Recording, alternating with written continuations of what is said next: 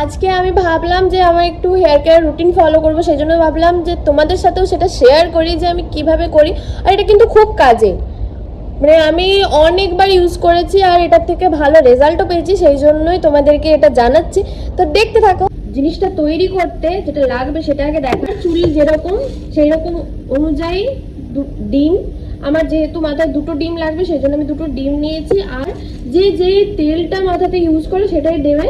আমি যেহেতু শালিমারের coconut oil use করি সেই জন্য আমি এটাই ইউজ করছি। যার যেটা বেস্ট মনে হয় সে সেটাই ইউজ করবে। ডিম আর নারকেল তেল আমি দিয়ে দিয়েছি। এবার এই দুটোকে ভালোভাবে মিশিয়ে নেব। আমাদের তৈরি হয়ে গেছে পেস্ট। এই পেস্টটা এখন আমি মাথাতে লাগিয়ে নেব, আর মাথাতে লাগিয়ে 20 মিনিট মতো রেখে দেবো, যেটা যাতে একটু এটা ড্রাই হয়ে যায়। ড্রাই হয়ে যাওয়ার পর আমি শ্যাম্পু করে নেব।